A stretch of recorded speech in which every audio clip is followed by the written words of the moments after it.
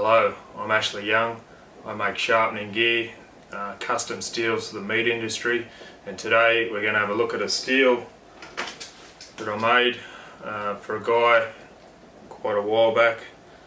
It's a very nice steel, and over Christmas he's put it in his bag, didn't put any rust preventative on it, and it's gone rusty on him and pitted quite badly.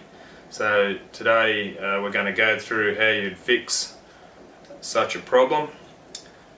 He tried to fix it himself.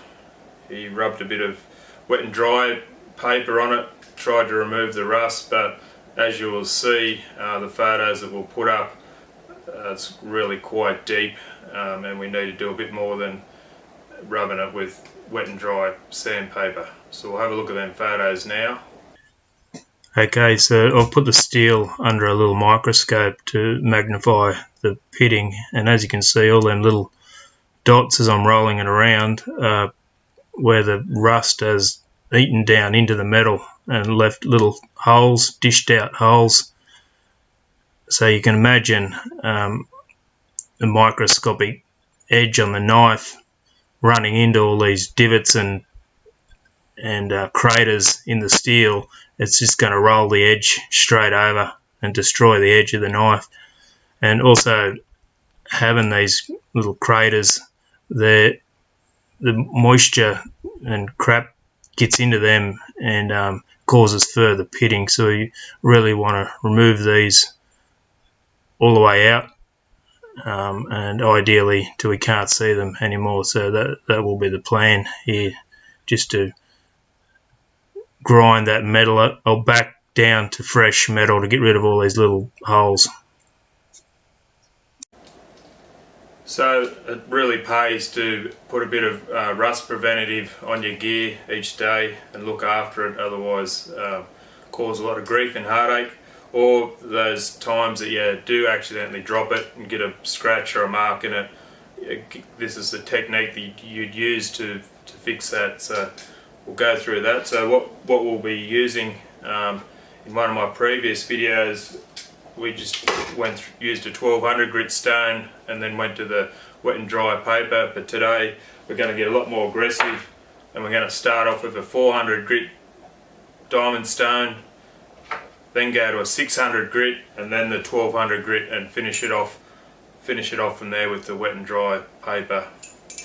And also we'll need some sort of lubricant as well, so we'll be using the Lanox again, but you can use CRC or WD-40, doesn't really matter, but this is what I recommend to put on your steel, so that's what we'll use today.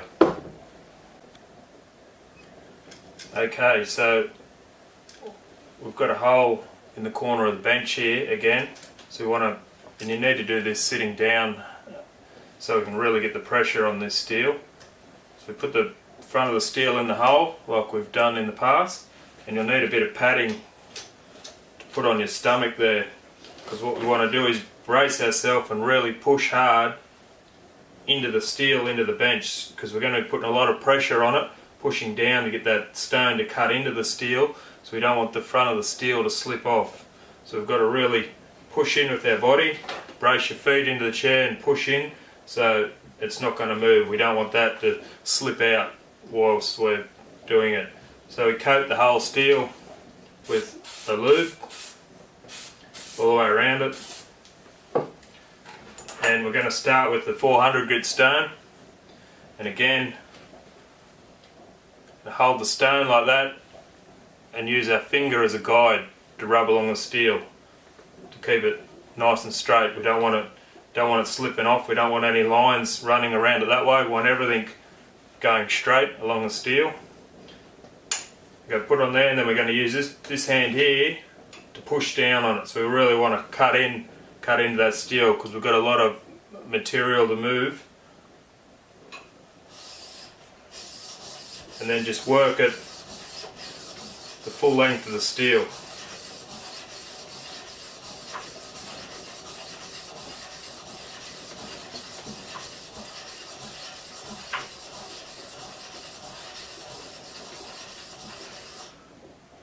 And then just turn it slightly and just continue doing that till we work our way all the way around it.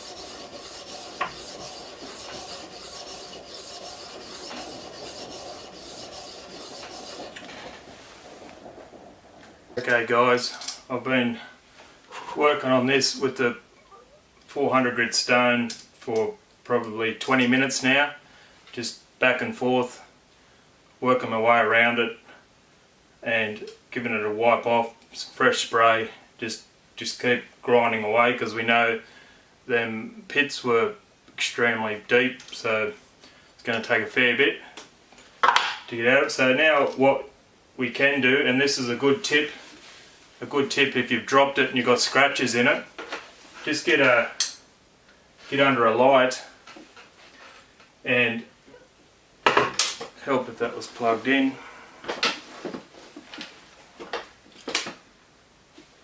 Okay, so just some sort of light source, and out in the sunlight is probably the best. Just rock it back and forth in the light, and the light will pick up. You'll see a reflection of any little marks or scratches. Have a texter handy, and then as you see them, just put a dot on the mark and just work your way around, just dotting where you see the reflection from the scratch or pit or mark. And then that will help us see where to concentrate to rub out. But this steel here, because it had so many pits over the entire thing and there was no one area to concentrate on, that's why we've sort of got to just keep working on the entire length of the steel. But I'll show you, if you just had a scratch or where you've dropped it and we just want to concentrate on getting that out, we can just, I just put the spray on the stone instead of over the whole thing, so we don't want to wash out the marks, and then just find each mark that we've put in there and then just scrub back and forth on top of where we put that texture mark. We don't want to create a dip, so sort of keep your scrub marks reasonably long, and then we'll blend all that back in later on. But we just want to get that mark that we could see before, want to get that right out. So then you just work around, find the next where we put a mark, a texture mark, scrub that and work our way around, wipe it off, and then go back to the light or out into the sunlight and rock it back and forth, and then just keep repeating that until you can't see any more marks in it. But because, as I say, this one had, when I looked under the microscope, it had pits all over it, over the entire thing. So there's no shortcuts here, we've just got to keep working the entire blade all the way over. So doing that with the texter, we would then go over, do a couple of rotations the entire length of the steel to blend them marks, them scratches in where we've rubbed the little marks out, and try and then get the scratch pattern the entire length of the steel. Okay guys, so what I've done now, I've got this little USB microscope. These are fantastic for this sort of thing.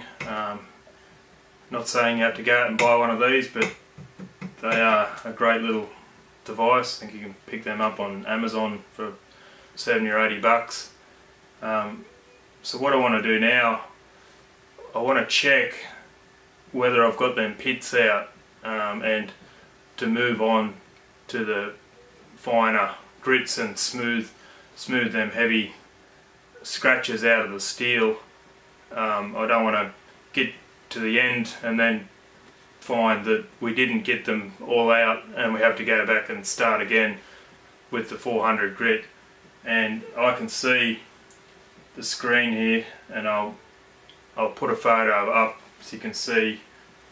I can still see a few little pits here and there, so we need to keep going. And because the 400 grit stone is so coarse, it is a bit hard to see the pits, and it can help to get a bit of, say, 600 wet and dry and rub over it, and that will help highlight if there's still any scratches or pits in the steel. But just a bit of experience, I can see that there is still some holes or divots there in between them scratches. So I'm going to go back to the 400 grit stone, give it another, work it for another 5 or 10 minutes, round and around, and then I'm going to come back here and recheck it, and then that'll tell us whether it's time to move on. But at home, if you don't have a USB microscope, when you think you've done enough, give it another 5 minutes just to make sure. Go out in the sunlight, have a look, rub it a bit of finer, wet and dry, and get back out in the sunlight and just really looking hard to see whether there's any of them little reflections that'll give away that you've still got a scratch or a pit still in the steel. Right, you can see that pit that the microscope's showing. I've circled it up the top of the screen there. Okay, this is where we're at. I've gone back to the 400 stone and really got into it, checked it on the microscope again, give it some more, and I think we're now ready to go to the 600 stone. And all we want to do now is just start smoothing some of them aggressive scratches out of the steel from the 400 grit. For most applications in a meatworks where you use highly polished type edges, this steel as is would be just far too coarse to use, so we need to smooth them out, get them back to somewhere around the 1000 grit mark. If you're a butcher, pulling up at the 600 grit would probably be enough, but I know that is still too coarse. I would use that as my rough steel just to pick an edge back up, but not as my main go-to steel. It would be just too rough. So I'm going to go 600, 1200, then back to 800 wet and dry, and then 1000, finish it off with 1000 wet and dry paper.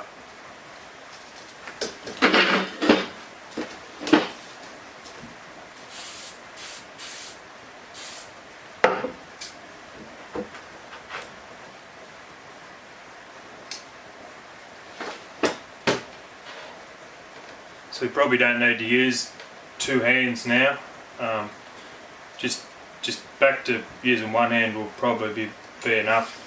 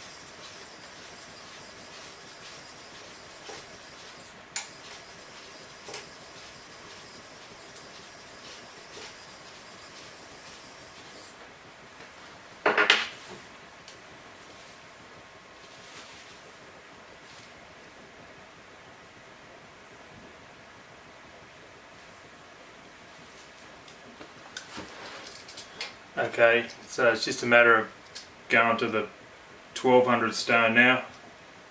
Again, go all over that a couple of times around, and then we'll hit it with the wet and dry paper.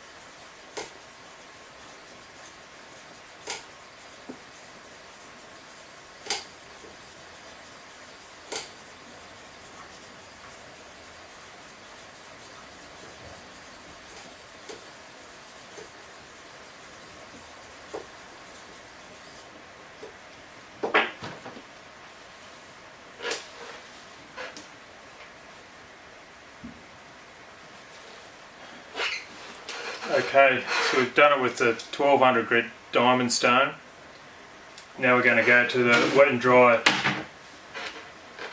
paper, and you may be wondering why we would go from a 1200 grit back to 800 grit. Well, the diamond stone's cut really aggressive, and if I just put a knife on that, it still seems to be far too aggressive and doesn't bring up that razor sharpness what we want. So I find going back to 800 wet and dry and then on to 1000 grit wet and dry seems to work best. When I was going from 1200 straight to 1000 grit, often you would go in there and still be a little bit too aggressive. By going back to 800 and then 1000, it seems to be 9 times out of 10 it's great, and you don't have to go and give it a bit more of a rub just to get it going. So Put our little bits of wet and dry paper, lubricant on them, putting heaps of pressure on it. We want it to cut and going the full length of the steel, and then just slowly working our way around the steel, trying to keep the lines nice and straight.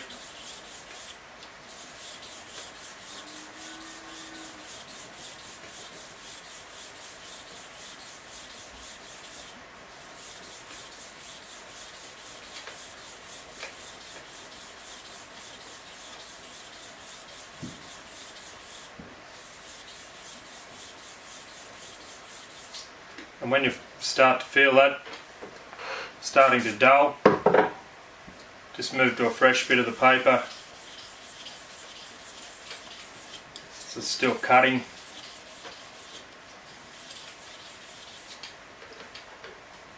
That'll probably do it, the 800. Now we've got a piece of 1000. And this is Norton wet and dry paper. It seems I like it the best to finish on. Tried a lot of other ones and always this one just seems to be the pick of them to finish off on.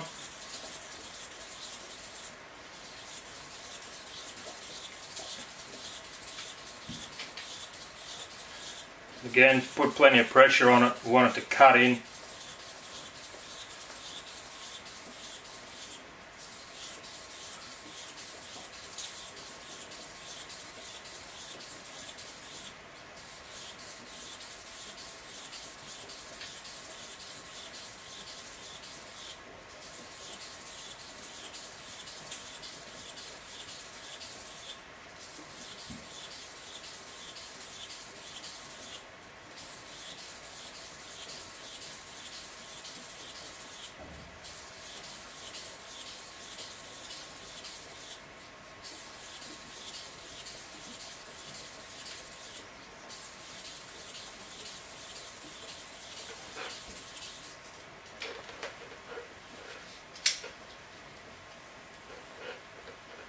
Alright, so just going to fresh bit, and now we're going to finish off, just going to go in the one direction. Again, still heaps of pressure on it, we want it to cut.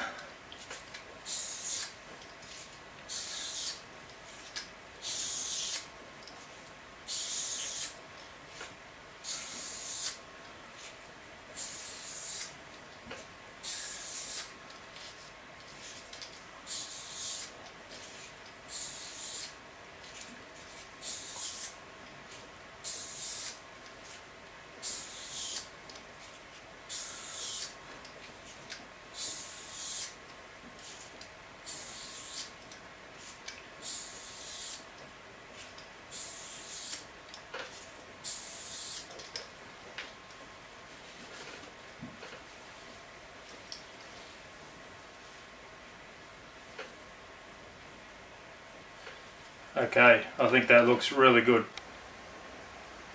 Okay guys, there you have it. There's a lot of work in that. It's probably taken, without filming, probably a good 3 hours of work to get that back to new condition. These steels that I make are extremely hard. It's about 62 rock wool. So when it does get pitted like that, it's a fair bit of work to remove the metal and get it out. So it's much better to look after your gear rather than let it get pitted.